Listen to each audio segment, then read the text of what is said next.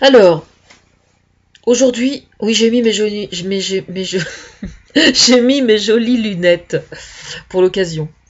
En fait, j'ai mis mes jolies lunettes parce qu'il fait beau et puis j'ai décidé de vous parler de Saint François d'Assise. Alors, Saint François d'Assise est né en 1226. Je ne vais pas vous faire toute l'histoire de Saint François d'Assise.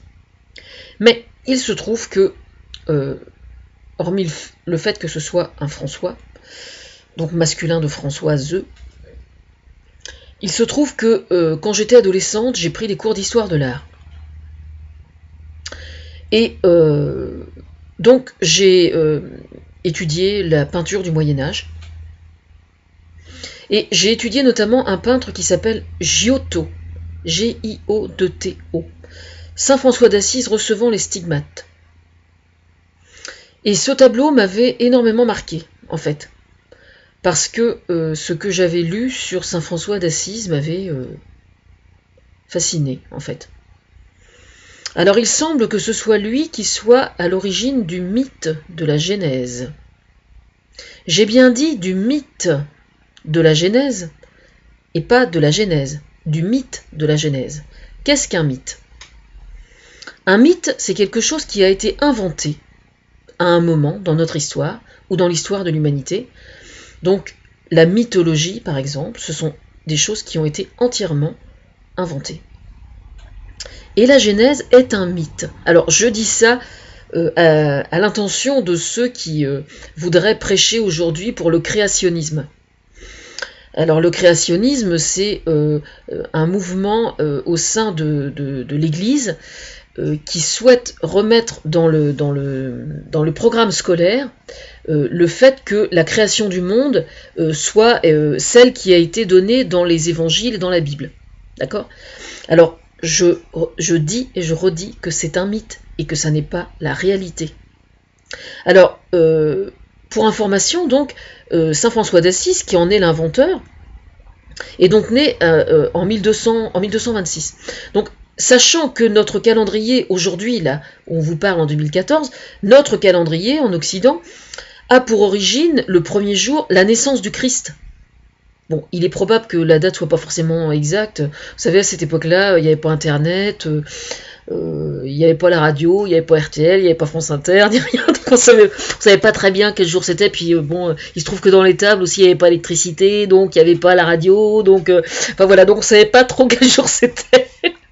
Non mais ça m'amuse parce que ça m'amuse de faire le con sur le sujet. Oui, j'en connais. Non mais quitte à ce que ce soit un mythe, autant qu'on en rigole, quoi, quand même. Bon. Toujours est-il que donc pendant 1200 ans, ça veut dire que il a existé des chrétiens, en fait, qui étaient absolument pas... qui vivaient sans cette théorie-là, sans ce mythe de la Genèse. D'accord? Puis bon, le mythe de la Genèse, c'est aussi la femme qui induit le péché en croquant la pomme et toutes ces conneries-là, alors ça va quoi. Hein. Déjà qu'on est assez emmerdé quand même depuis des milliers d'années, enfin depuis plus de 2000 ans, avec cette histoire de péché originel déjà, et donc c'est lié au fait que la femme n'ait pas droit de plaisir, etc., etc. Alors ça va, votre mythe, vous le rangez dans un tiroir et vous arrêtez de vous en emmerder avec ça. Bon. Ça c'est dit, ça c'est dit déjà. Alors quand même il y a quelqu'un qui a bien foutu la merde aussi, hein, parce que François d'Assise donc est à l'origine du mythe de la Genèse, mais il y en a un qui a bien foutu la merde plus tard, en 1400 quelque chose, et tenez-vous bien, il s'appelle Saint Thomas d'Aquin, si vous voyez ce que je veux dire. Un Thomas en 1400 quelque chose qui a dit ouais, le mythe de la Genèse, super, super, super, super. Celui-là, si je l'avais sous la main, je lui foutrais bien ma main dans la gueule. Quoi. Mais enfin bon, c'est du passé. Hein. S'il faut s'amuser à ressortir les vieux griefs et tout, on va pas s'en sortir. Quoi. Bon, enfin, le seul truc qu'il faut retenir. Hein. Moi, je pars du principe que quand quelque chose m'emmerde, j'essaie d'en retenir le plus positif, parce qu'il y a toujours des choses positives dans quelque chose qui vous fait chier, il y a toujours un truc positif qu'il faut retirer. Et donc, moi je considère que j'ai décidé que François d'Assise, qui n'était pas systématiquement toujours assis sur une chaise, je tiens à le préciser, François d'Assise, donc, était le premier écologiste. Vous entendez bien ce que je veux dire là? C'était un écologiste, François d'Assise. Le mec, il faisait pas du bégon vert, bégon rouge. Non, non, non, non, non, non. Il utilisait de l'acide formique et tout ça. Oui, oui, oui, oui, oui. Non, mais moi, je l'ai bien connu. Il n'y a pas de souci. Non, mais je plaisante. Mais non, mais c'était son idée du mythe de la Genèse. Je vais essayer d'être un peu sérieuse quand même. Son idée du mythe de la Genèse, en fait, c'était important parce que moi, je considère que moi, je crois en Dieu. Mais je crois en Dieu, mais pour moi, Dieu, il est partout, quoi. Il est d'autant plus partout que je suis dans la nature, quoi. Voilà, c'est la nature, c'est notre terre, Dieu, pour moi. Voilà. Et ça, voilà, c'était la pensée philosophique de la journée.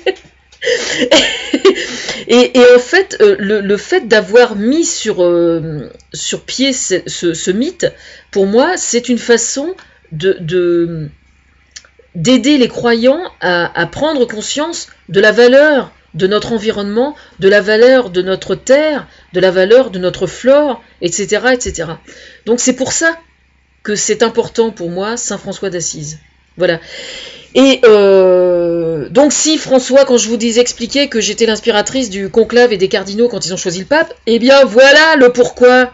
Voilà pourquoi François s'appelle François. Et pourquoi il revendique l'importance de Saint François d'Assise.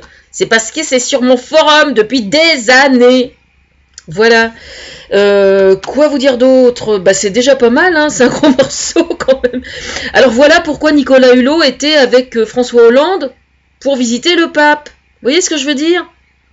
Bon. Bon, c'est déjà pas mal, là. Hein. C'est un gros bout, là, quand même. Hein.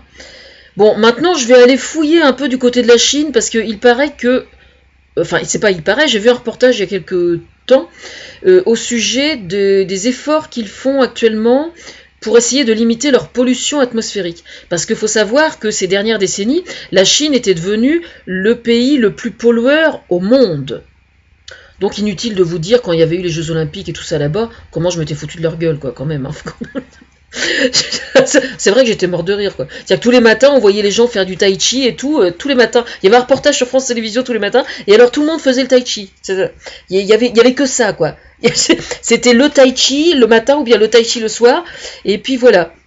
Ce qui était quand même assez incroyable. Mais bon, je me suis tellement foutu de leur gueule en fait qu'ils se sont dit bon, on va essayer de faire quelque chose. Donc du coup, ils prennent conscience. Apparemment, ils sont en train de prendre conscience. Alors, je sais pas où en sont les écologistes en Chine et je sais pas où en est la liberté d'expression là-bas. Mais je pense qu'il y a encore de gros efforts à faire et notamment par rapport à la politique du Tibet, tout ça. Donc je vais aller fouiller là-bas parce que faut pas me prendre pour une imbécile non plus. Il s'agit pas simplement de faire une loi pour inciter les grosses entreprises à diminuer leur émission de gaz toxique pour l'atmosphère pour que je m'étale comme une carpette. Hein. Je veux dire, c'est pas Poutine qui va me donner des leçons non plus sur le domaine, quoi. Hein.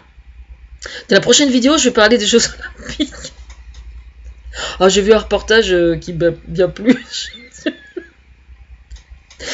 Bon, sur ce, je vous souhaite un bon dimanche soir.